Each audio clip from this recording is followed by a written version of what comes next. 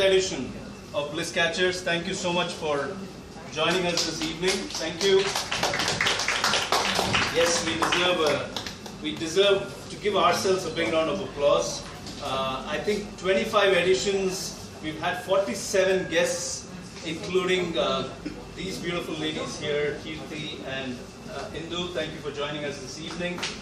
So, 25 edition, 47 guests. 2 locations. We started in another location in 4 months in 2015. By May of 2015, we had outgrown that location, which was the Ashwita Bistro. And I must thank Team Odyssey here. Can I request people to be off their mobile phones or step away while speaking? Thank you so much. So, I must thank Team Odyssey for what they've done for us at the Bliss Catchers. It's been the 3rd season that they're supporting us. So there is, I can't see Ashwin, he should be here in a bit. The person who heads Odyssey, Ashwin TS, he isn't here, we call him Ashwin Senior.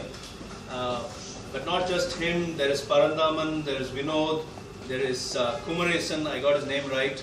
There is Mani, there are so many people on the team here who help us. So I think from an audience standpoint, we must thank them for the hospitality, for the refreshments, for the space, and for all that they do for the Bliss Catchers. Thank you.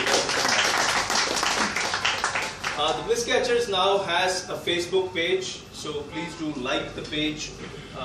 You're free to use your mobile phones to take pictures, to shoot Facebook live videos, upload them as I'm speaking, as we get into the conversation. Please tweet to @Odyssey Post or @AVIS Viswanathan or @Kirthi Jayakumar this evening, and we'll be very happy to see your mobile phones up for that reason. But if you are going to be speaking on the phone, I'd request you to step away from the program area. Thank you so much for your understanding. Why do we do Bliss Catchers? There are some new people in the audience, and I must talk a little bit about why we do Bliss Catchers. And I'll go to a little incident that happened last week. Vani and I, my wife Vani and I, those of you who don't know her, hi Jaideep, welcome. My wife Vani and I were working with a bunch of managers up in a hill station in a resort. And there were about 100 managers in front of us. And I asked the managers a simple question. I said, how many of you would be working in this company that you represent? How many of you would be working in this company that you represent if money had not been an object in your life? So if there was no reason to earn money, would any of you be working in this company? That was my question. Or in any company for that matter. And all of them unanimously said, no, we would not be working in the jobs that we are keeping, in the company that we are working for, we would not be in it. And I think that answer represents a large majority of human population which is struggling out there, earning a living and forsaking what they are really created for. All of us have been created for being happy fundamentally and not for earning a living alone. But I think somewhere along the line we kind of got accustomed to earning that living, and we have forgotten how to live. So the Bliss Catchers, celebrating Joseph Campbell's philosophy of follow your bliss, comes up every month on the last Saturday at 7 p.m. sharp. And if it's the last Saturday and it's 7 p.m., it's all happening at the Odyssey bookstore here in Adyar. So the Bliss Catchers celebrates that time when we come and are able to pause and reflect on what matters to us in life. And we bring interesting conversations, because that's what Campbell said. Campbell said, here is a lifetime that is finite. It's a limited period offer, and it's going to expire soon. Now, if you're going to spend this time postponing what gives you happiness and being unhappy, then you've squandered your lifetime. So he said, he invited people to pause and reflect and say, go after your passion, what you believe in. And through that, you will find the doors open, people will come into your life, and things will happen in your life. So that's the reason why we do this series, and it happens every last Saturday. For Vani and me, there is another reason why we do it. When we were struck with a very, very difficult time in our life, and we're still going through that time, it's been a decade, we're going through a huge period of financial instability is a mild word, a bankruptcy, a numbing bankruptcy is a better word. And in this time I wrote my book, Fall Like a Rose Petal, you'll find it there. And when I wrote the book, I found that I was able to connect with people and talk to them about what gave me happiness, what gave Vani happiness, and how we have both learned to deal with our difficult time in our life. One reader last week wrote to me and said, Avis, there seems to be a lot of pain that you're going through and you've gone through. I googled you, I read your blog posts, I write a blog daily, so people do follow my blog posts, or they've seen my YouTube videos. There's a lot of pain that you're going through, but you're so happy. How can one be happy in the face of pain? How can one be happy in the face of pain, was his question. And I have a very simple answer. I lean on my favorite poet, Jalaluddin Rumi. I can see a smile on Geeta's face, even as she's looking at her mobile phone. So Rumi says, why are you enchanted with this world outside when there is a mine of gold within you? So you can be surrounded by pain, you can be in a lot of tough situations in life, but you can also be extremely happy despite your circumstances. So one of the reasons why Vani and I support and promote the Bliss Catchers as a concept, as an idea, and why we do it, unfailingly, is because it gives us a lot of joy, and it brings beautiful people into our lives. Beautiful people like all of you. Thank you so much for being here, everybody. And beautiful people like Indu and Kirthi. So, on that note, having introduced the Bliss Catchers, let me introduce my guests this evening. So Kirthi is a women's rights activist. She is an artist, she's a writer, and she's a lawyer. Now, as a women's rights activist, she works and focuses on women's empowerment, and she talks very powerfully about this concept, particularly about abuse, bullying, judgment, and her definition of women empowerment touches me personally. She says a woman is empowered only when she is educated and when she has the freedom to make her mind, have an independent mind, to take decisions for herself. And I think that's a very, very simple and powerful definition.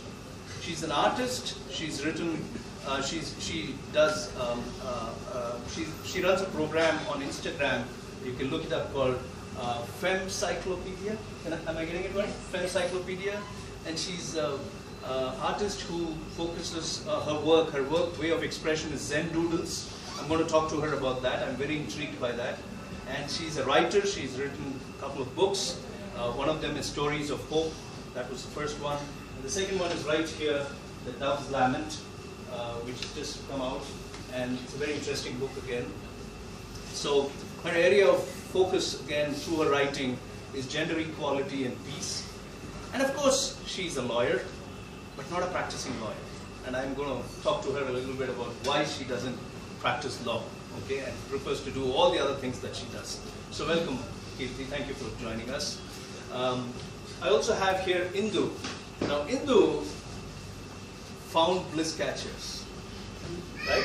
I think it was more than a year ago or 2 years ago that I found her in the audience. And she was one of the earliest people to arrive that evening. So I had some time and I walked up to her and introduced myself and we got talking. And so we've known each other from that time.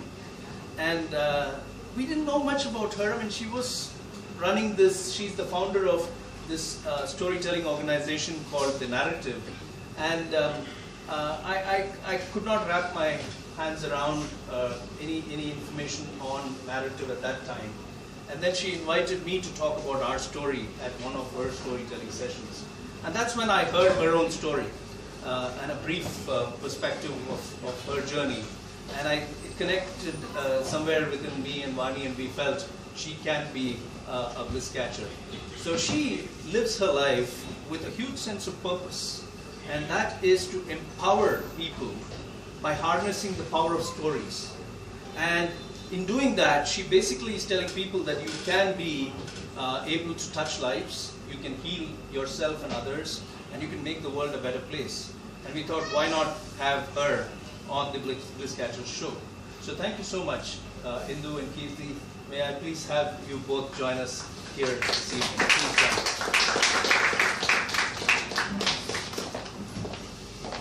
So please make yourself comfortable on these very, very attractive looking bar stools. We don't have a drink for you.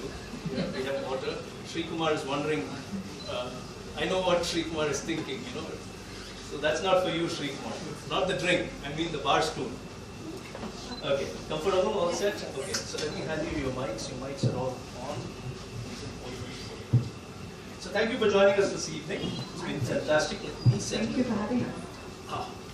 Actually, these are very comfortable bar stools. The last time I sat on them, I didn't know I was sitting on them. Well, we'll check with our lady guests in future as a matter of thing. But I think you know, mom should sit here and see later. I did. If you did? So saris are okay? Thank you. Okay, so here we go. So the format, ladies and gentlemen, those of you who are new to the Bliss Catchers, we follow a format where for the next about 45 odd minutes, we'll be in conversation among the three of us. And then we'll come to you for your questions and answers. And we'll wrap it up sharp at 8:29 p.m. So that's one of the things that you can always count on with the Bliss Catchers. We also have, I hope as you sat down, because I didn't see Gokul at that time from Hazel, I didn't talk about it, but you would have found a bookmark announcing the next session or edition of Bliss Catchers, which is on 29th April. And along with the bookmark you would have found a small coupon. Now that coupon is for this brand called Hazel. They're a wonderful brand of journals. They are supporting the Bliss Catchers as a gifting partner, and that coupon allows you a 15%? Yeah. A 15% discount on any Hazel product that you buy, and you can transfer that coupon to anybody that you want to gift it to. So, I think we're all set. I think volume koncha commitment is sir. So we're all set, and inna konja volume commitment. Kumar yeah. So let me start with you, Kirthi. Let's talk a little bit about. So how are you feeling? You feeling good being here? Absolutely. Yeah. Yes. And you, Indu? All okay. So, Kirthi, my first question to you is: let's talk a little bit about Red Elephant Foundation. It does a lot of phenomenal work. Let's go to the start of that journey. Did you, as a child, as a person who was growing up, did you at any point in time visualize yourself as somebody who's going to talk about abuse, talk about bullying, talk about judging women, and say a firm no? You know, did you see yourself in that role at all, and were there any triggers that led you to follow this path? Honestly, when I was a child, I actually had no idea what I was going to do. Apart from what I wanted to eat, I was not sure of anything else. And I think that part of me still continues. But back when I was a child, there were a lot of formative experiences that I think became an accretion and then ultimately came to their boiling point. So as a child, I faced bullying at school. I am a survivor of sexual abuse. I faced a lot of violence, and when I grew up on ethnic grounds and on account of my gender. And each of these experiences sort of reinforced the wrong idea, in the sense that I was told to keep quiet about them, either by fear, or either the institutions around me that I wanted to seek help from were not available if I did speak about it. So automatically there was a sense of internalizing all of the violence and allowing that to remain silent. And when that remained within, it was always manifesting in the form of maybe little illnesses or just the way I was behaving. I tended to withdraw myself. 16th December 2012, all of us know what that day today stands for, Pure India. But that night, that piece of information was just a little ticker in the news channels. The next day, I went to the US Consulate General at Chennai to receive an award from President Obama. This was for my work with an organization which opened the first school in a village in Nigeria.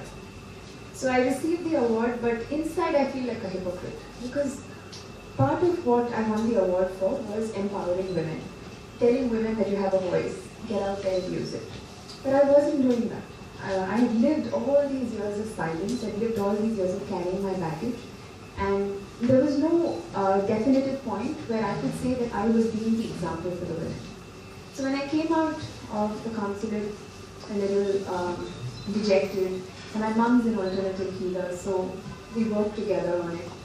And something to, about the whole environment around that time, the stories that were happening with the incidents in Delhi, mom's work with me, it just came all out. I came out with my story, and there's a huge part of my journey that has a lot of credit for my mom, because she could have sat back and wept at what had happened for her daughter all these years. But she reserved all her personal biases, kept it all aside and said, okay, all these things happened to you. It happened in the past. Now you have a choice. If you want to sit and cry about it, you can have the luxury to grieve, you can pick up strings and move on. But whatever you choose, I'm always here for you. It has to be your choice. So the first lesson in understanding empowerment came from Mama. Fact is, you make a choice, you bear the consequences, but make the choice with some sort of an understanding. 6 months after that, during that 6-month period, I worked extensively with Mom. I also introspected a lot. 6 months later, as a gift to Amma on the 5th of June, which is her birthday, I founded the Red Elephant Foundation. And the idea was to tell empowering stories of survivors. I was just going to be a blogger at the point when it started. Red, because it's a color you don't forget. Elephant, because they have phenomenal memory, so you don't forget the stories. Later, as an evolutionary process, we came to understand that elephants are matriarchal. So it's the female that leads the pack, so putting women back. And we were addressing the elephant in the room. So that's the journey. Stuff that nobody wants to talk about. Uncomfortable, basically. Not that they don't want to, they do want to, but they don't know if they're going to be received well if they want to speak about it. So what I'm sensing you talk about is two very important points, inflection points, turning points. One is the Nirbhaya episode. So when you refer to Delhi, 16 December 2012, you're referring to the Nirbhaya episode. That made you very uncomfortable, while on one side you were talking about supporting women's empowerment. On the other side, you felt you were not doing enough, right? That's what you were saying. Absolutely. And the second turning point was the support that Geeta gave you. So, Kirti's mom, Geeta, is here, and she's an alternate healer, and great support in the journey for Kirti. So we'll talk about that in a bit. So that conversation with mom helped you a lot, a series of conversations. But I want to go back in time and go to that stage when you were a victim. Now, how does one break free, at least from in your story? How do you break free of being a victim? Sometimes being a victim has a pattern to it, right? And you feel you can't, you don't have the strength to fight it. So is there something that you were able to do to deal with a lot of that bullying and abuse? I think a large part of why I remained a victim for the duration that I did was because I kept asking why. I kept centering the conversation around me. I made everything about it. Like, why did it happen to me? But at one point I realized I never asked why me when I won the awards that I did. I never asked why me when I had happy things happen to me. So why was I resisting something that could even give me impetus to evolve? So that didn't come overnight. It was again a part of the journey, because I will go back to saying that about 15, 16 years of silence does need that period of catharsis. And after I dispensed with that period, I was able to realize that there's something beyond it. Being a victim can be easy because it doesn't take effort to just continue reinforcing negative thoughts. Because you can look for negativity around you and you'll find it. Believe you me, you'll find it. But it's when you make the choice to look beyond the looking glass and see that there's something else beyond, that you can evolve and you can be happy, Because if you're capable of that much grief and sadness, you're also capable of that much happiness. Beautiful, beautiful, fantastic. So, on one side, it's a personal choice, and then you also have the choice of being grateful for many things that you have, and not the negativity that you're steeped in. And you also kind of, break the pattern by knowing that you could use it for something very, very constructive in your life, right? Instead of resisting it, you kind of take it. I have some interesting observations on that. I was just doing a summary for the audience. I'll come back to your story. Let's hear Indu's story here. Indu, so after you did a bachelor's in computer science, and then you did a master's in mass communication. That's right. Both of them from the WCC. That's right. And you were doing content writing. You were doing not at that point in time. Okay. So after I was done with my masters, I got into public relations. Right. That was Okay. what I wanted to do. The whole idea of doing mass comm was to become, a PR executive, Okay. which I did. But I realized that I was not cut out for it at all. And after about 2.5 years, I took a break, and it was a chance conversation with a neighbor who was into training. And I realized that's where I wanted to be. So then I got into training. I was in training, soft skills training for a while.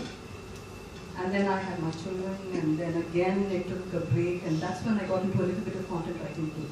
So basically, for almost a decade and a half Yes. in your life, Yes.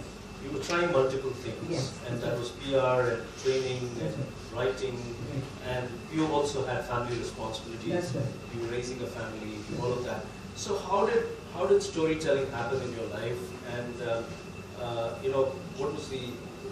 what's the story behind storytelling? Right. So when I was a child, my dad used to tell my brother and me a story every night before we went to bed. So that's the first thing with stories. But then, cut short,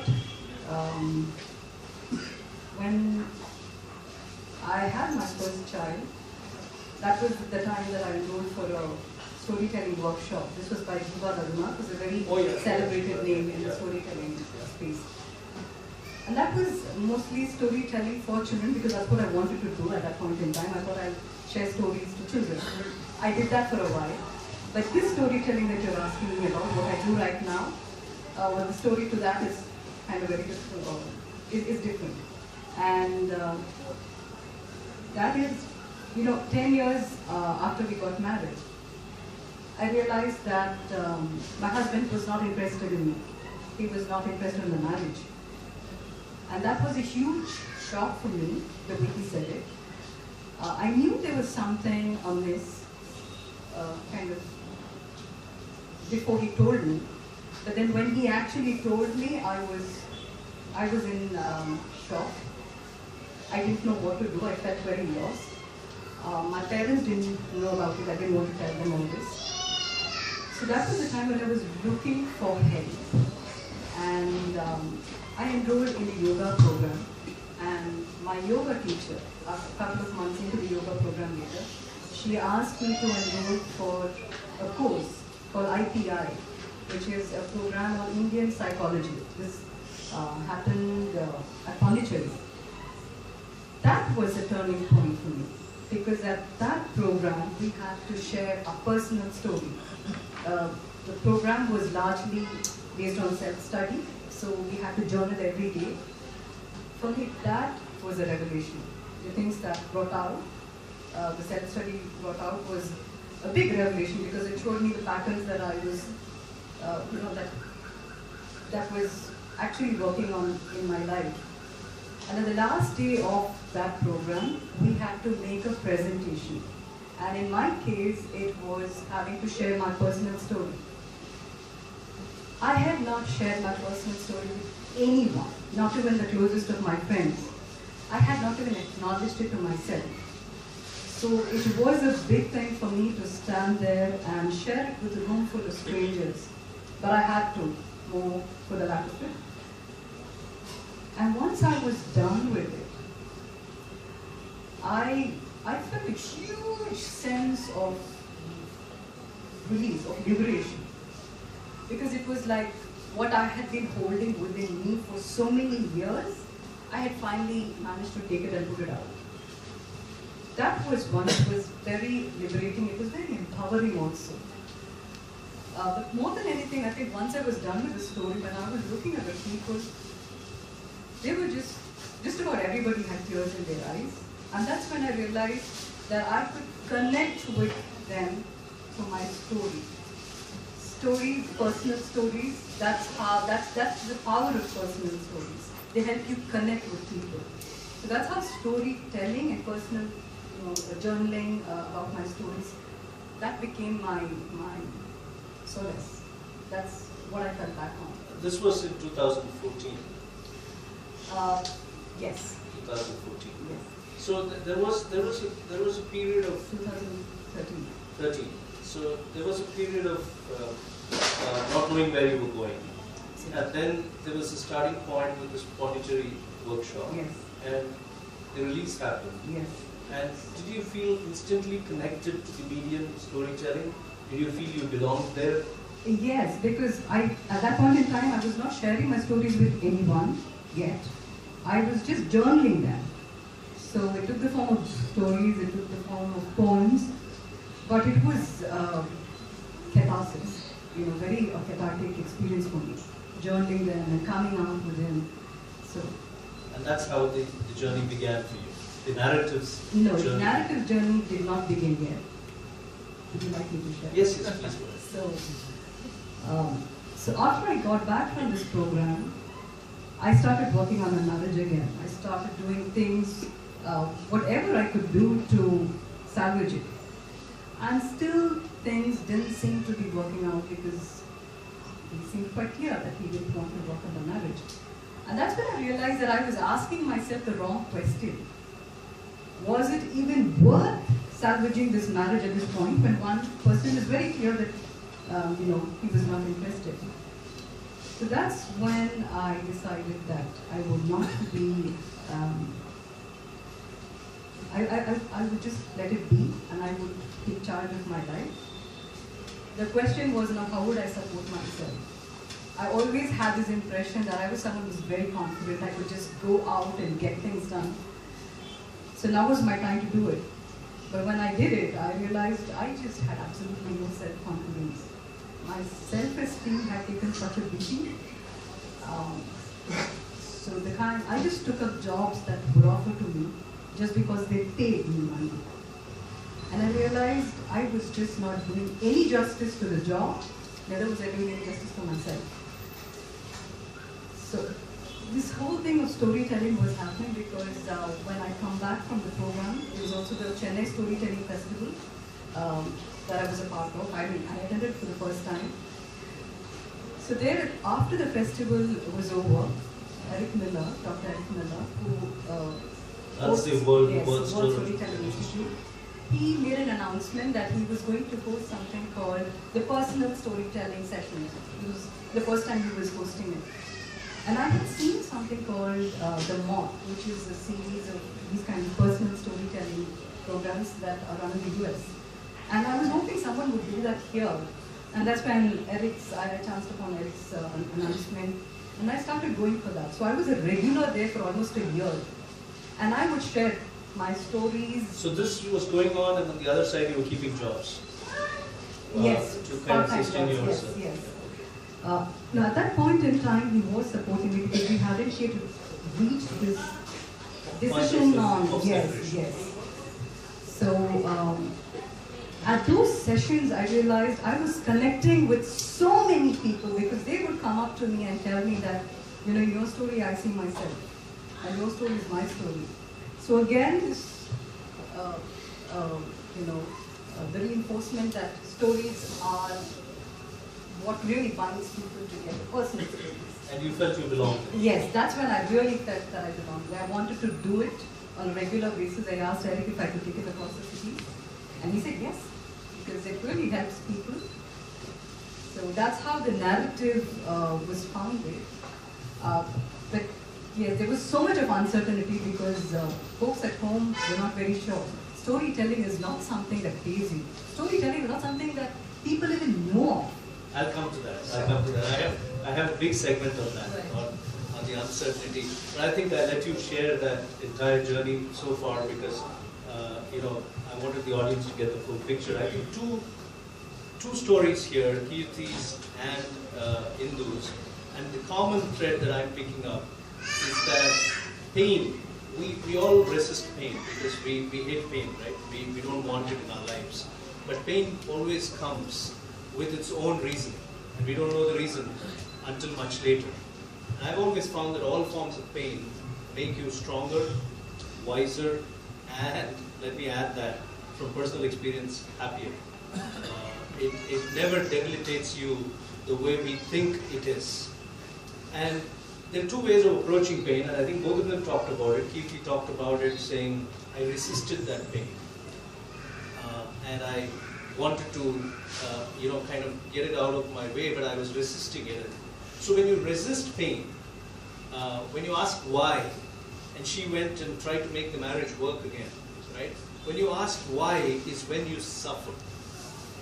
And I've learned from our experience that when you actually deal with pain and you ask, how can I lead it better? Lead it means lead your life better. How can I deal with it better? How can I deal with my pain better? And how can I use my pain better? And pain is always telling you that you can be useful in some way or the other. And in her case, it was her story that opened it up. In her case, it was Red Elephant Foundation that opened it up. So I see these two common strands. And from what Indu had to say, and I think what Kirthi was trying to do with the Red Elephant Foundation in the formative stage was telling stories of people. I think when you tell your story to people, we think vulnerability is a bad thing. We think wearing our life on our sleeve is a bad thing. If you're vulnerable, people will exploit you, people will cheat you, people will take you for granted, they will trample upon you, they will disown you. I think that is so untrue. When you bear yourself, when you share with people, and that's what I did with my book, Fall Like a Rose Petal, when I deliver my talks, when I talk openly about our situation, I've always found the people coming forward and giving us all their love and support. And there are people who are judgmental, but that's a very, very small minority. The whole world is full of wonderful people. And I think that's what I pick up from both your stories. Again, so fascinating. Thank you for bringing us to this point. We are somewhere in the midway point of our conversation with Kirthi and Indu. And we have, for those of you who don't know, we have a new tradition in this season where we ask quiz questions midway. So there are these beautiful mugs to be won now. Okay, are you all ready? Yeah. These mugs look great, and those who are already collecting them can also go for it.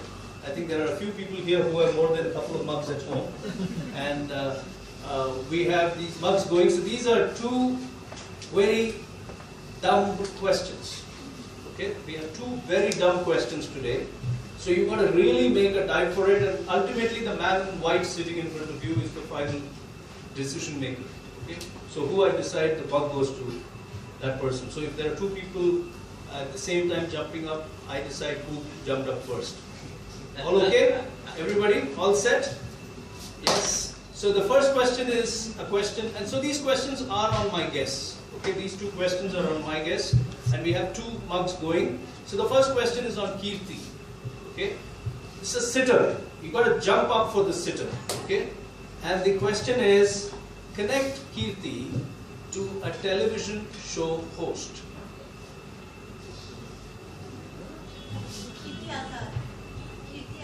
No.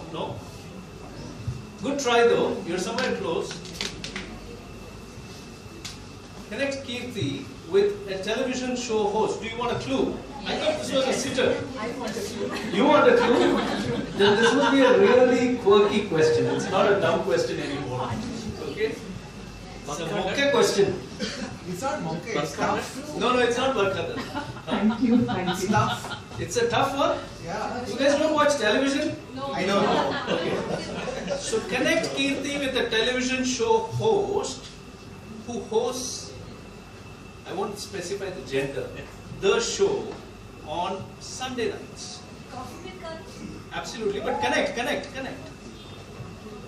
have to connect. Oh, I see the connection. Kangana.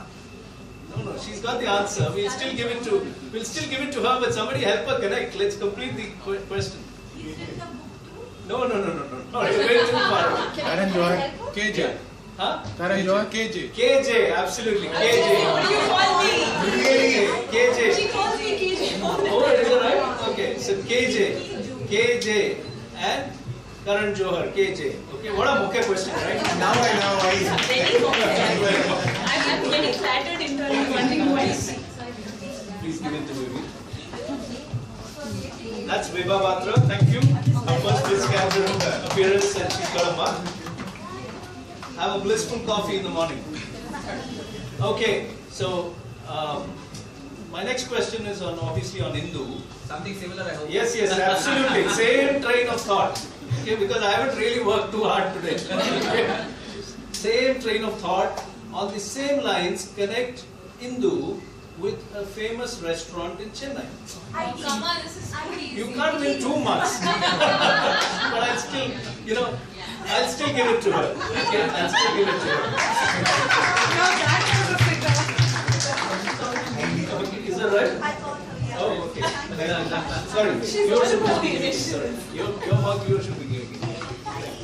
We are classmates, by the way. So she calls me ID. Indu Divya. This is nepotism. Yeah. This is total nepotism. Last time I denied somebody a second mark, but this time I gave off. Charmed by Vibha Batra, I gave off 2 marks. It's a fixed match. Okay, it was a totally fixed match. Okay, questions. Next time I must prepare better. Okay, but coming back to the conversation, let me first clarify. ID stands for the restaurant chain which started at the Satyam Theatre. ID stands for Idli Dosa. It also stands for Indu Divya. So, on that note, let's get back to the conversation. Thank you, ladies and gentlemen, for participating in the quiz. I'll go to Kirthi now. Kirthi, when you deal with subjects like abuse and empowering women and helping them deal with abuse and bullying, you're up against a lot of issues, right? And some of them, not all of them, are easy to handle. So can you talk to us a little bit about how difficult that road is, the journey that you're taking? And that brings me to a very interesting question. Being a lawyer, you have a better chance of earning a living. Okay, I would imagine so. Okay, than being an activist. That's what I mean. And secondly, in the line of work that you're doing, being a lawyer and taking on people through the legal route may appear to be a more rational thing to do than education and activism and all of that. So why? What's the difficulty, level of difficulty, and why are you not a practicing lawyer? So to start with the difficulty, it's essentially how deeply ingrained the message is that many women have internalized. On one level, they feel that they deserve the violence they receive, or they just don't know any better to the point of asking for their rights or to sort of fight the violence they faced. And this is true of every woman out on the street who gets eve-teased. I mean, it's harassment. Let's just call it harassment and not, lighten up the term. And women who are in abusive relationships, who take the beatings, who take marital rape and don't ask or talk about it.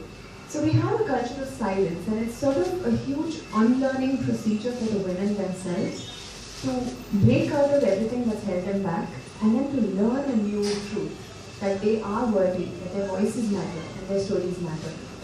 Now the reason why I did not take to practicing law, so my father is a lawyer, my brother is also a lawyer. So as you can see, 3 of us sold our souls to the devil. My mom had to take to alternative healing. That's the standing joke. But jokes aside, so my first automatic choice was to walk into the legal profession, which I did. And I tried my hand at corporate law, came out kicking and screaming because I didn't quite relate to it. It didn't make sense to me to have 2 companies fighting over that extra zero and figuring out how much money can just stay within the two of their hands. when there are so many more hungry outside. And then when I went into the litigation side, also because of the fact that, because two reasons. One is because when I was in law school, I faced the worst kind of bullying. So to just take you through that story, if I may? Please, please. Sure.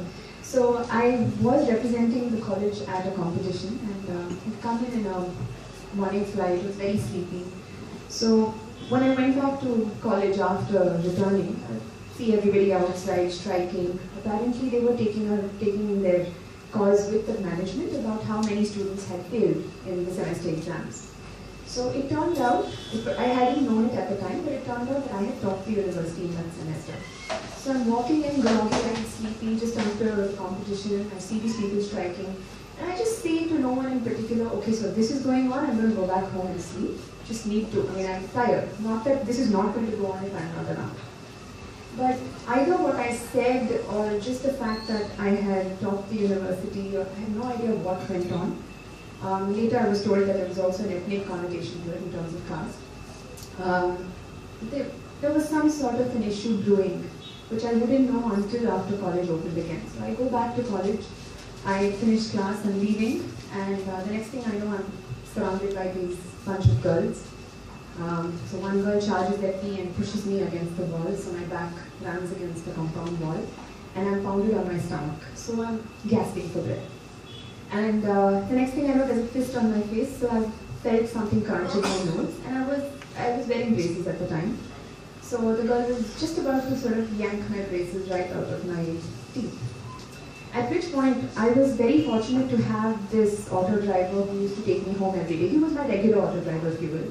So I think he measured the time and realized I wasn't there already, so he had come in.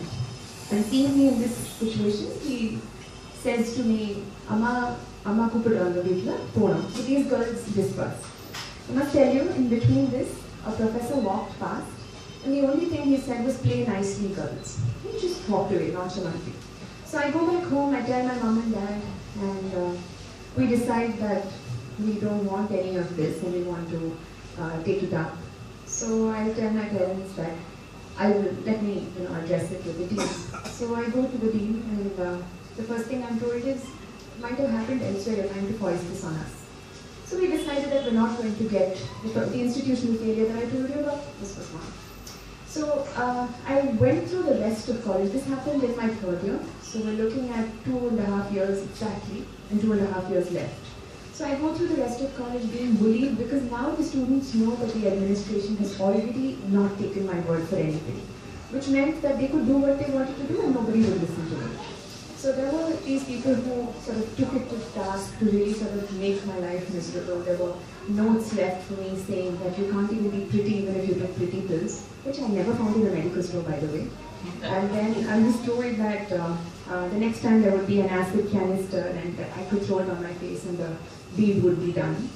And there was this one chap who made it a bit of a priority to take this a little further. So part of the reason for not wanting to be in court was because I didn't want to be in this environment among these people. And also looking at the way justice worked, on some level I realized that if these people were becoming lawyers, what kind of justice are we looking at? Number one. Number two, when you look at justice as an institution, it's largely because people have slept on their rights. They've not known their rights at the right time. What if we go to that side of the story? What if we start telling people their rights, unravel the threat from them, make them aware earlier so that they don't have to wait 25 years for this skewed idea of justice? So that's when I started working with the UN as a volunteer, worked with different deployments, including some relating to Libya during the Arab Spring. And bit by bit, I gained the experience, and I realized that in almost every narrative, whether it was a war in Libya or a school in Afghanistan or a school in the Congo or a hospital in the Congo, women were literally the receiving end of all kinds of abuse. They were pretty much, like Kamla Bhasin says, the last colony. And so that became a bit of a wake-up call for me when I realized that gender equality was where I wanted to work. And it didn't matter if I had a law degree and I didn't practice, because that was giving me the juice I needed to get the dialogue of human rights. So knowing the law helps, but you didn't want to necessarily be a lawyer because you felt that making people aware of their rights was more fundamental. Absolutely, right? absolutely. And that also answers your other question, which is about the monetary part. Now, to be honest, I never really looked at a career ambition as something I wanted to monetize. I mean, I remember when I was younger, my parents would ask me what I wanted to become, and I would say a doctor, because I wanted to help people. So I went through a large part of my childhood imagining muffins, singing and dancing. That's what the inside of my mind looked like then. And then it became this really dark place, and now it's back to that muffin space. So yeah. But you still have to live in a real world, and you have to manage your life with an income stream. Does being an activism kind of further any opportunity for kind of having an income stream? I don't think so. So how do you deal with the fact that you don't have a sustained income, and yet you have so many things to fulfill, so many pledges to keep, and so many lives to touch? How do you do all of this without a steady income stream? What do you do? I'll be honest to tell you that I do have a steady income stream, but it's not probably what I would have earned if I was a lawyer. I work as a freelancer, so I write for a couple of places. I edit manuscripts. I also do consultancy work. So that sort of takes care of the monetary side of things. But I think I cheat on my monetized life with my passion, which is activism. And I'd like to sort of twist a quote that Muhammad Ali said: activism is the price of the rent you pay for living on Earth. You owe it to you. You owe it to the world. You owe it to the people you love. The world has to be a better place. Beautiful, beautiful. Thank you. I wanted to pick up one point from the earlier statement that you made, which is about the bullying part of it, and ask you one related question before I come to Indu, which is, how do you deal with those dark phases? Did you ever feel like quitting college? Did you not feel like running away from the situation? Because it's always easy to run away, right? So what kept you going those 5 years, at least 2.5 years? And some of it, were there like follow-throughs of that phase? Did people continue? Because now you're talking about kind of dismembering them, right? You're talking about making them powerless with the work that you're doing. So how did you deal with that dark phase? A 5-year story, or a 7-year story, or a 10-year ordeal, and it always seems easy, but it never is easy. Handling pain is never easy, and handling that kind of pain, where you're judged for who you are, judged for the gender, judged for what you wear, judged for the way you speak. I think it's very difficult. And that's where courage comes in. And courage is a very, very important element in our lives. Now, we think that people who are courageous are specially endowed, and I want to break that myth. I want everyone to know that all of us have the ability to be courageous. All we have to do is look at what is scaring us in the eye. And if you look at what is fearing you in the eye, you will develop courage as a response. So courage is not the absence of fear.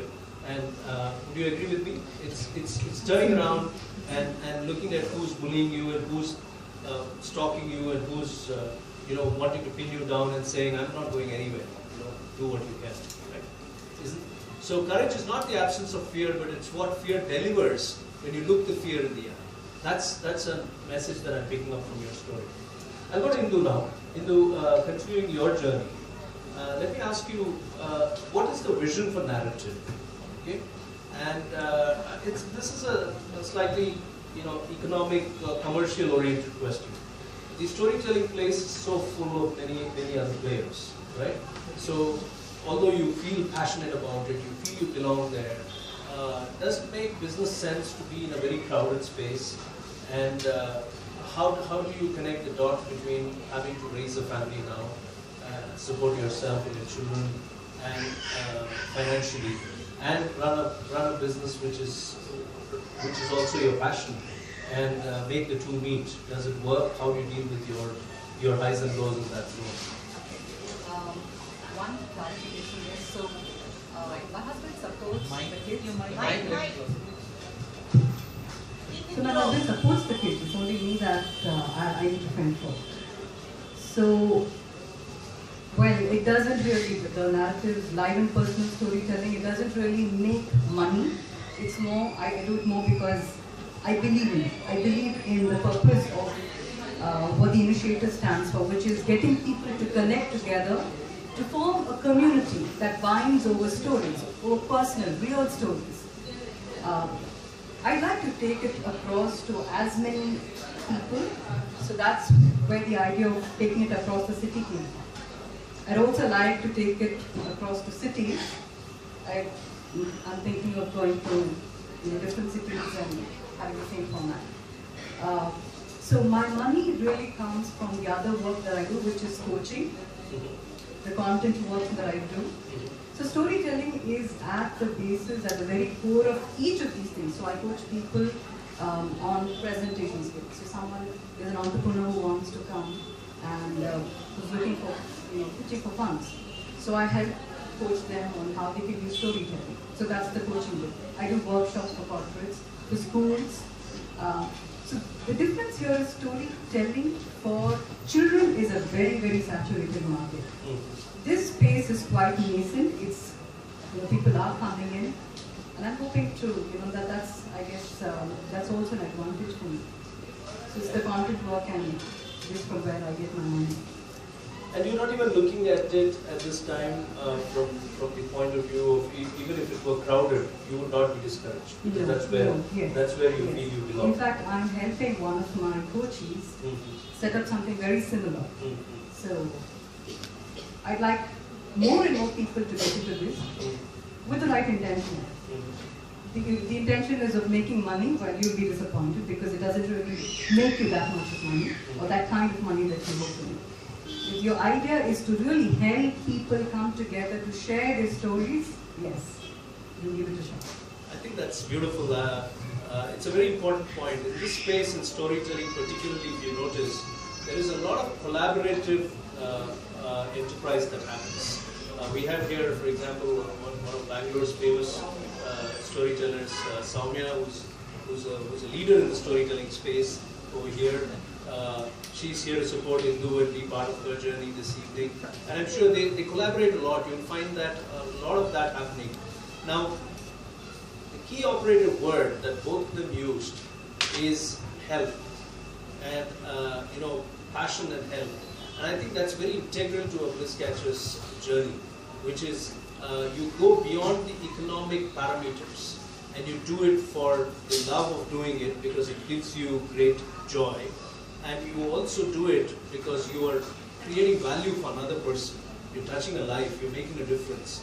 So, and they've both found their own means to deal with their, their bills, pay their bills, deal with their lives, deal with the money issue. They bring it in through allied areas, but they're not moving away from their zone. And I think that's something very, very powerful and picking up. I want you to talk a little bit about, in her story, she refers to a great amount of support from from her family.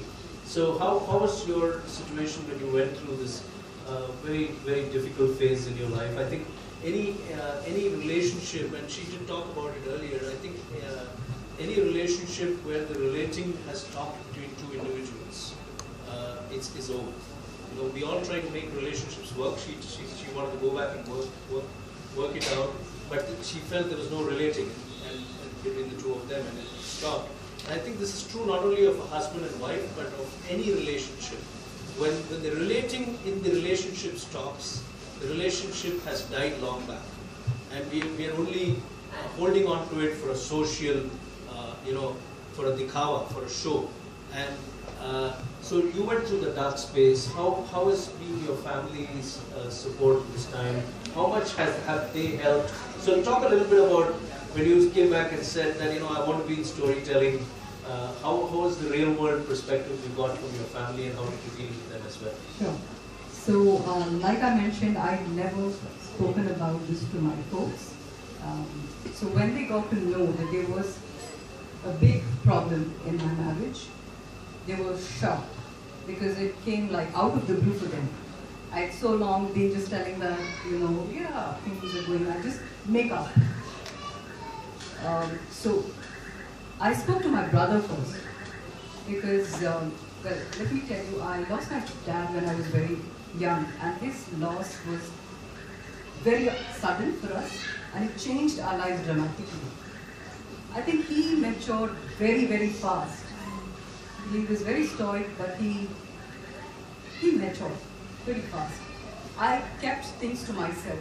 I had bottled up all my emotions. I would not really talk about it. Mom, on the other hand, she went through it very bravely, but I realized later on that when I was observing how she would respond to situations, she would get paranoid about small things. So that was one of the reasons I didn't want to share this with Mom. And I shared it with my brother. And when he seemed calm, I think it must have shaken him up too. Well, families came, discussed. My family was a huge support for me. So like her, like Kirthi, I'm very blessed that way. Besides family, I must also talk about my friends here. I have very few friends, a very close circle of friends, and I think they have helped me immensely. There were certain times where I could not share certain things. I was not ready to share certain things with my folks. I was able to open up with them. And so I got different perspectives, and that was a good thing for me. Yes. So family was always definitely, there, definitely. and some close friends as well. Yes. How did the idea of storytelling get sold within the family? You know, was it their pressure? Did you not feel tempted, saying maybe if I keep a 9-to-5 job, work for an IT company, an MNC, in corporate communications, I can lead a jet-setting life and get a bigger paycheck? You know, those are all temptations, right? Yes. And then there are insecurities that the family brings to the table by giving you what they think is the right perspective. So how did you balance all this and move forward? Well, bang on there.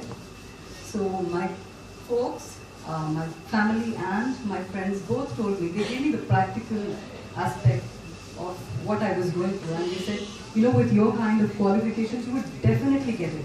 And there were a couple of offers. So like I mentioned, I had taken up one just for the sake of money. And I was just not happy at all. And I knew that job was just not for me. It was an administrative thing. Had no, it did not require me to interact with people, nothing. I just had to do some very, very jobs that I didn't want to do, simple. So one day when I was getting back home from work, I met with an accident. I fell down from my bike and I injured my knee. And I had to be under bed rest for, I think, about 3 weeks or 4 weeks. Now, for me, I've always noticed that each time when I'm totally by myself, they offer great moments of reflection. And I also believe in alternate healing. So I follow the works of Louise Hay very closely. And one of the books, when I had referred to one of her books, it was mentioned that anything to do with your knee joint is your unwillingness or your inability to move forward. And I knew exactly that message, what it meant to me was my unwillingness to go forward with a narrative. I was so scared. There was so much of uncertainty because, like I said, this was about storytelling. There was, family telling me, what will storytelling fetch you? But my heart all the time I was so happy just thinking about storytelling. It took quite, I think, about 6 months of convincing them. And then my brother said, okay, fine, go ahead. Keep at it for about 6 months, see how it fares, and then we'll take a call. So that really helped. Fantastic, fantastic. So reflection really helps. I think we are never sure of, of whether this is going to work out or not. You ask me, are we going to see the 50th edition of Bliss Catchers? I will only say inshallah. Okay. And inshallah in a very metaphorical sense, not in a religious sense. Please forgive me. I'm hardly religious. So you can never be sure. You can only be sure of one thing, which is the direction and how you're feeling within you. There is that gold mine, as Rumi pointed out. And if you keep an external reference point, you cannot feel that inner peace, that inner joy. So you can only feel sure of the direction. So if you're on the right direction, the destination doesn't matter at all. It's the journey which is always the reward. And that's something that I pick up from the story of Kirthi's story. I'll come to Kirthi very quickly. We're going to come to the audience in a bit for our questions for you that you can ask the guests today. But Kirthi, you do a lot. I mean, you do Zen doodling, for example. You do writing.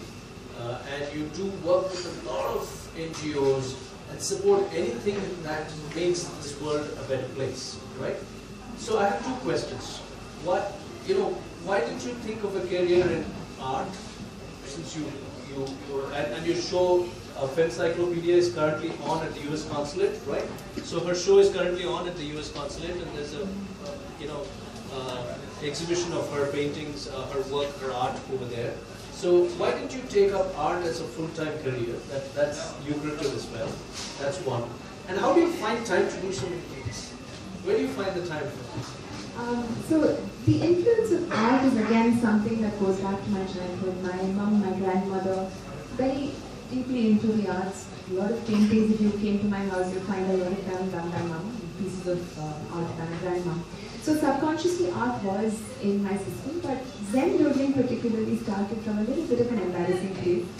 I was in labor law class one day and my professor was saying some rubbish, as some professors do. And he tended to pick on me if I was not writing notes. So I had to put up an appearance, right?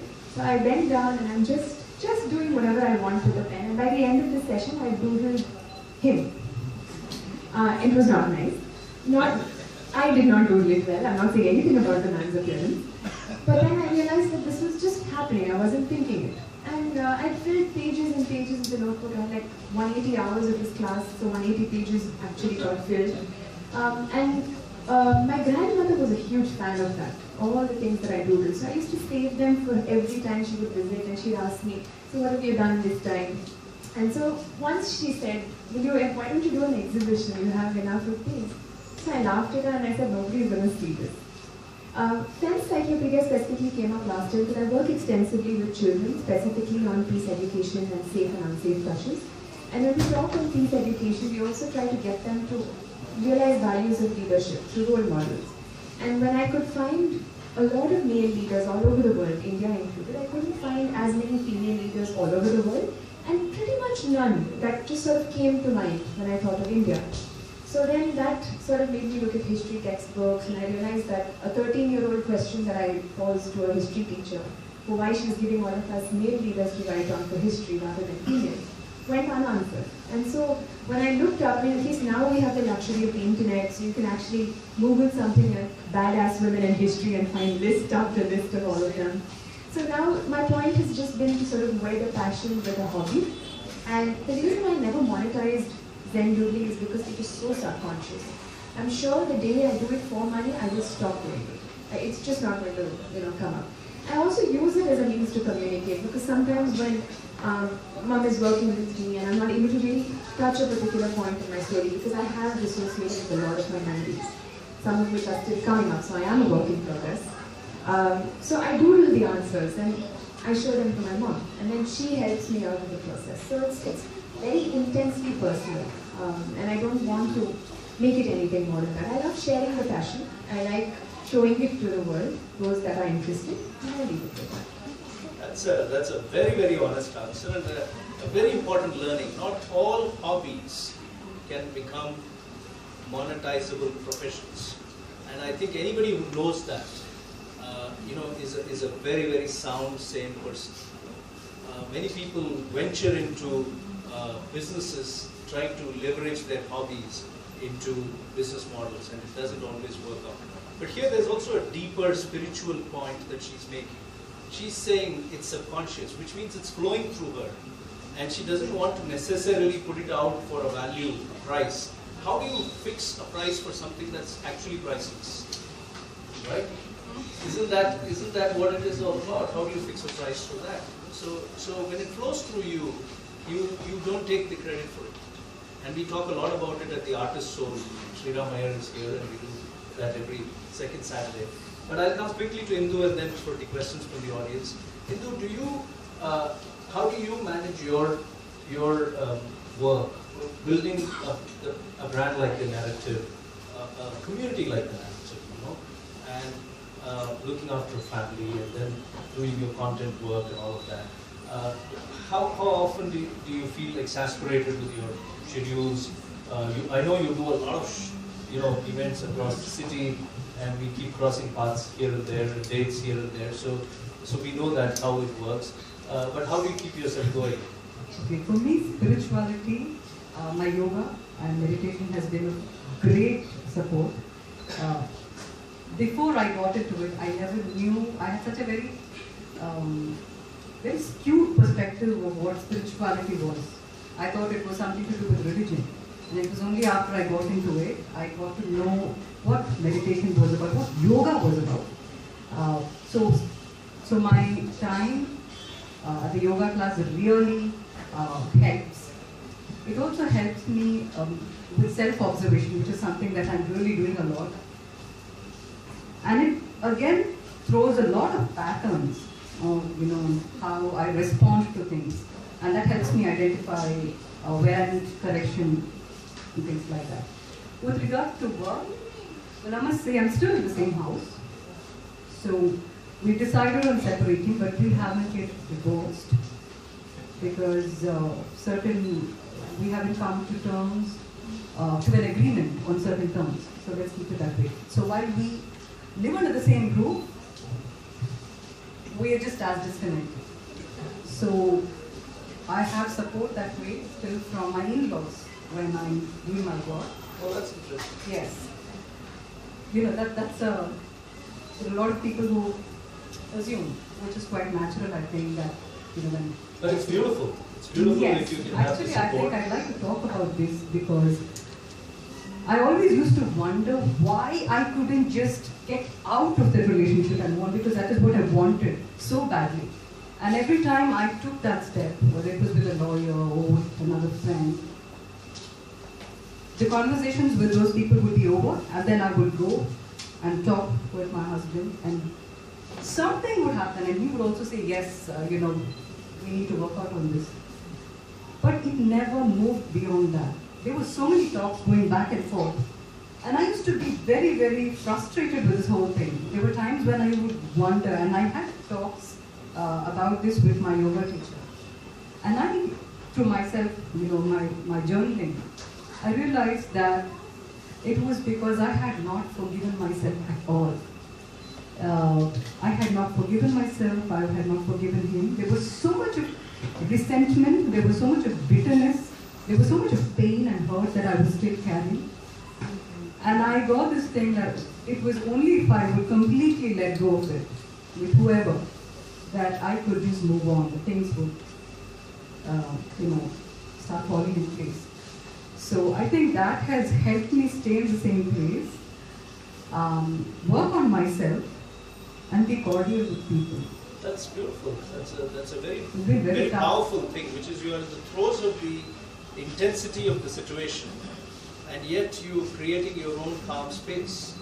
That's what spirituality is all about. That is the inner awareness. If you can kind of, insulate yourself from the chaos around you and remain calm within you, you've conquered the world, and you seem to be in the right direction. So the inner world, I mean. I'm not talking about Alexander the Great and conquering the wealth of the world. That's not what I mean. I'm talking about you have conquered your inner world. Anyway, so good points there from both Kirthi and Indu. We'll now open up for questions. I'm going to time this. Please keep it. Yes, Ati, I'll come to you. We'll time this, and please keep your questions to questions, not to observations, please. I want to ask you a question. What did you mean by the knee? I didn't understand the knee breaking, and that part can you specify in relation to your move, not your resisting. That I didn't understand. Right. So when I was on my way back, I fell down. I hurt my knee. So that times like these are when I start reading a lot. It gives me a lot of time to read. So one of the books that I read was Heal Your Life by Louise L. Hay. So she's also Louise L. Hay. That's right. So I looked at what this, the problem with my knee was about. So anything to do with the knee. Even an accident, even an Yes, yes. Is about your inability to move forward.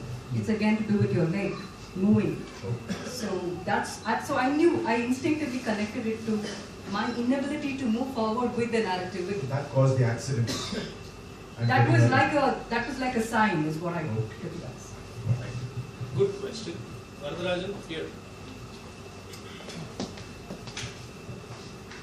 Good evening all. Thanks, AVIS. There are two questions, one for Indu and one for Kirthi. Indu, you're talking about stories and mainly personal stories. That's right. Okay, by the way, I am Varadarajan. I am also in training. I find, maybe it's my way of telling stories, that stories become boring. And when you are telling a story about yourself and narrating things which had happened in your life, which should not have happened, and people are not ready to listen to the script part of it, it's very difficult for a storyteller to actually make impact of sense to the audience. That's how, if there are any couple of tips, you can say that. And to Kirthi, for women, especially, I can agree, women go through a lot of struggle. On the point of self-defense, do you feel that physical self-defense or psychological self-defense which one is more effective at most times? Because I understand from a man's perspective, a woman can be adept at self-defense, physical to a certain extent, but beyond a certain extent, it becomes again difficult. I mean, just my perspective. So is it physical or is it psychological? So these are the two questions I have. Good. We'll go to Indu first, quickly. Thank you. So, what we do with the live and personal storytelling is we give a sense of direction by following a few guidelines. So one of the things is we have a theme, we stick to a theme. And then it has to be a personal story, not a rant. So on the website, on the Facebook page, we had a few pointers for people who are new to it on what are the things that they can do to make a story more interesting. One is to share a story only if you are ready to share it. And we go with the typical, there is a beginning, there is a middle, which is usually where there is a conflict, and the end is where it's been resolved. So these pointers are given to people. A lot of people actually come, also there's a time limit. We time it to 7 minutes because, like you mentioned, sometimes people can just go on rant mode. And then it's not interesting or useful to either. I think the most significant part of sharing a story is also that it can be very healing for the person who's sharing the story, as well as those who are listening to it. Because somewhere they identify with you. So if they need to identify with your story, you need to be able to tell it from a perspective of what they would be able to relate to as well. So that's, yeah. I want to just add here, again, as a matter of this thing, we'll talk offline, but I think stories are not boring by itself. Storytellers may be boring. So stories are not boring. Okay? Yes, okay. So to answer your question, I think if I'm on the same page as you with what psychological self-defense means, I think we need both. Right now, where we are in the world, we desperately need to build children and repair man. So on the one hand, what we try to do is we equip women with the kind of information they need to deal with a situation when they're faced with violence, both physically and psychologically, so that they can pick up strings and move on after that. But we also work extensively with young boys and men and young girls to make them understand that what they learn as the patriarchy is not the norm. We teach them gender equality, we make them sort of internalize that. We give them critical tools to question everything they see, whether it's an advertisement or a scene from a film or a piece of literature. We get them to ask the right questions, to shake up the norm, and not to believe that anything is a function of their gender. So I think it's a blend of both. Okay, good. Next question. Yes, Mr. Madhu. This question is for Kirthi. Now, do you think the situation regarding women's rights has improved? Because everywhere one sees women achievers, and I wonder sometimes whether women need to be empowered at all. Sir, definitely. Women do need to be empowered. What you see as the achievers are only a fraction of what perhaps It's like the tip of the iceberg, so you only see this much, and under the water the iceberg is a huge thing.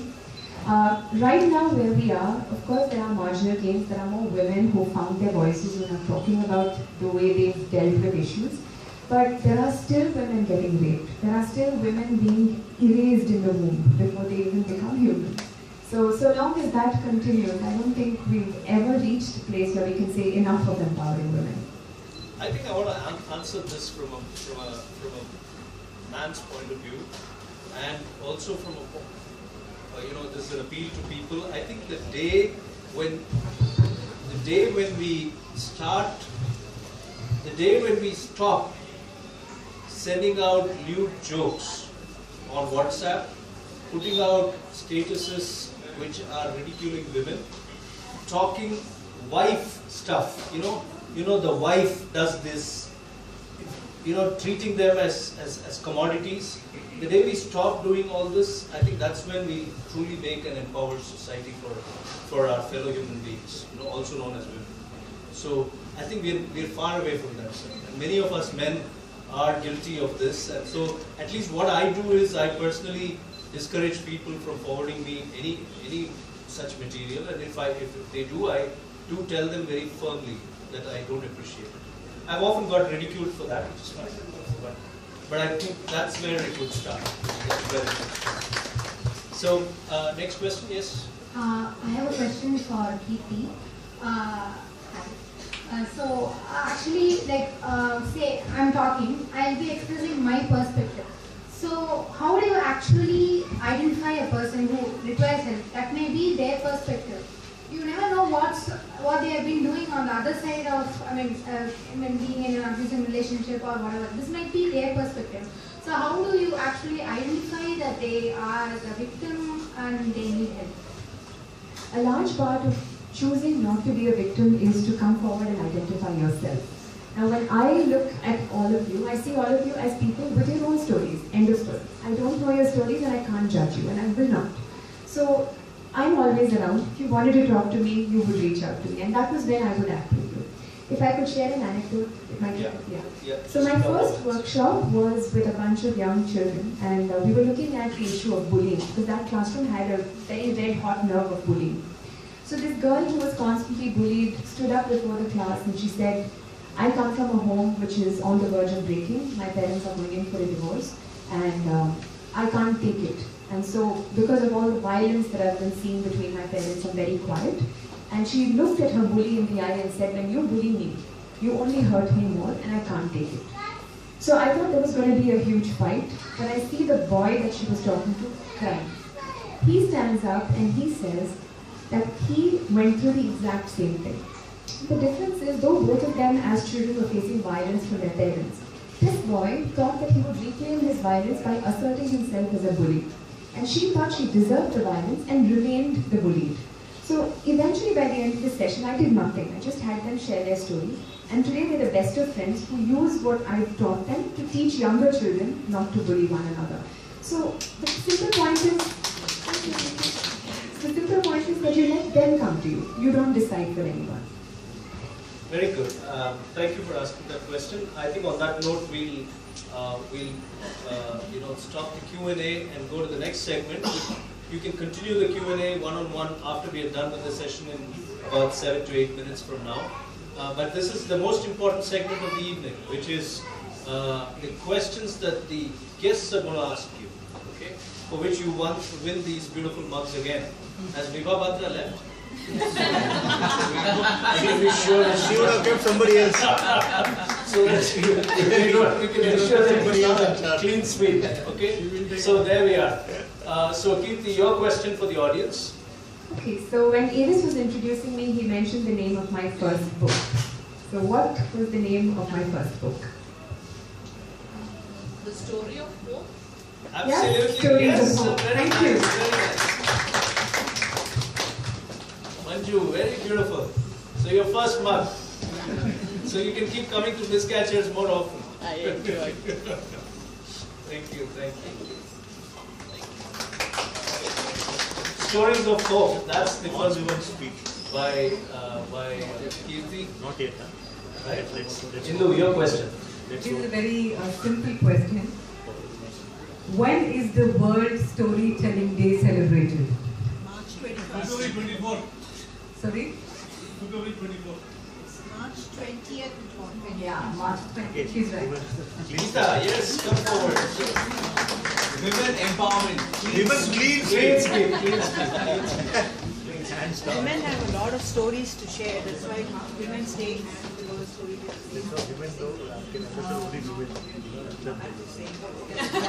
That's right. That's Geeta. She's a regular at Bliss Catchers. Thank you. Thank you. Yes, beautiful. Thank you. So both your questions got answers, right? So thank you. Ashwin, can I have you come forward, please? So that's, ladies and gentlemen, T.S. Ashwin of the Odyssey, and without his support, we would not be doing 25 editions on the draw. Ashwin, please come forward. And on behalf of Team Odyssey, we will give our guests their Bliss Catcher trophies. Yes, you can pick it up.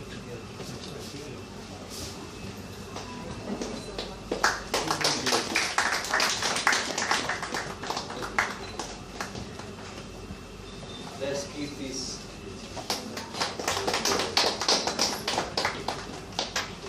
Thank you, Ashwin. Do you want to say a few words? Okay, Gokul, can I have you come up here, please? Yes. Gokul represents Hazel, and Hazel is the gifting partner. They have these beautiful journals, and you have discount coupons there. So, this is, yes.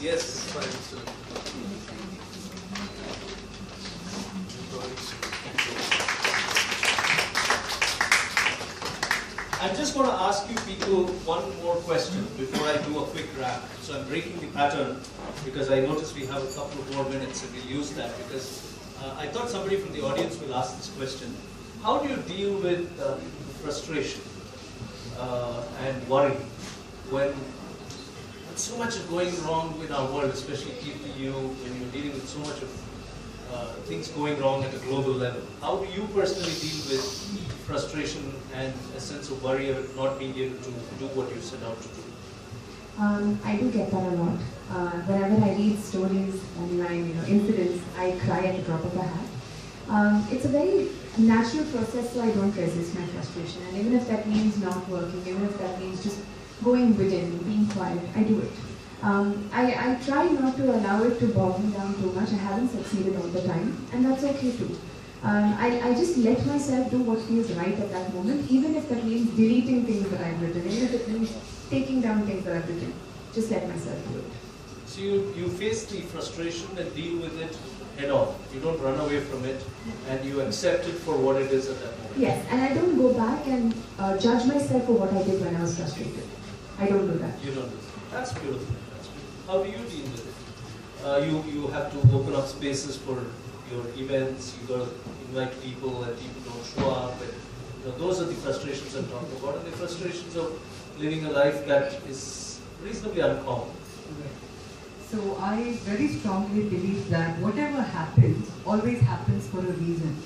So there have been times when twice for my workshops, once I had nobody. I had so many people call and inquire, and then finally the day of the workshop, there was absolutely nobody. Thankfully, I hadn't invested much, so it was like, okay, nobody's interested, fine. On another day, this was for a storytelling, no, this was not for the storytelling. There was just one person who turned up, but I think it was a fantastic thing because it went into more like a coaching mode. So the way I look at it is, this is how it was meant to be.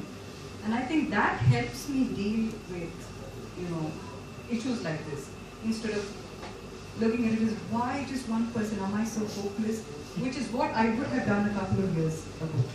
So praying and reading, my journaling, all of this helped me.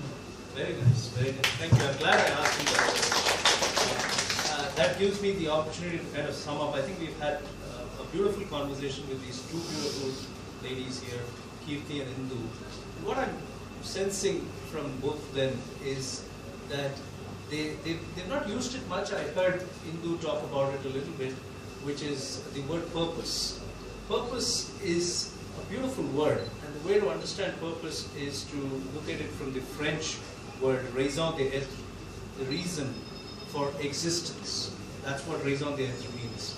Now, existence is a very lousy word according to me. I would say reason for living. The Japanese say the reason for being. And so purpose is not about going to work, creating an estate, saving a bank balance. That's not why we have been put on this planet. The very fact that we've been created human, and to borrow my favorite word back from Kirthi, with no reasonable manufacturing defects. Okay? With no reasonable manufacturing defects. The reason why we've been put on this planet as a human being is not to make money, is not to worry, is not to suffer because there is pain. It is to actually be happy. And it is to serve. We are so caught up in this word called deserve. If you look at the entire world around it, why did that Shiv Sena MP remove his chappal and hit that Air India guy? Can't he not see that it's an all-economy flight? But he felt he deserved better. And he forgot what he's been created first for, not as an MP, as a human being, which is serve. So the word serve is contained in the word deserve, and we miss it. So because we miss it, we don't see our life as having any purpose. And purpose and money are not interrelated, though you can make money with purpose, but they're not interrelated. So what you really can pick up from these two stories is a higher sense of purpose. That's what they have discovered. And it often happens that when we go through a very trying phase in life, you ask all the right questions. Why am I here? What is my life meaning to other people? What does it mean to me? What is it meaning to other people? And then, through that process of questioning, you come to a very, very simple understanding. That understanding is that you're here to be happy despite the circumstances, and you're here to serve whether or not you're getting a reward. That's what following your bliss is all about. When you do that, as Joseph Campbell says, as their lives indicate, as Vani and my life shows, we have seen the doors open. And that is the journey that we heard from these two beautiful ladies. Thank you so much. That's beautiful. I'll conclude with my favorite Rumi again, so that Geeta and I can toast to each other. She's a Rumi lover also. And Rumi says that there is a voice that needs no words. Listen. It's so beautiful. There is a voice that needs no words, that uses no words. Listen. That's your inner voice. So sleep well, ladies and gentlemen, and listen to your inner voice. Thank you for being here. I'll see you next month, 29th.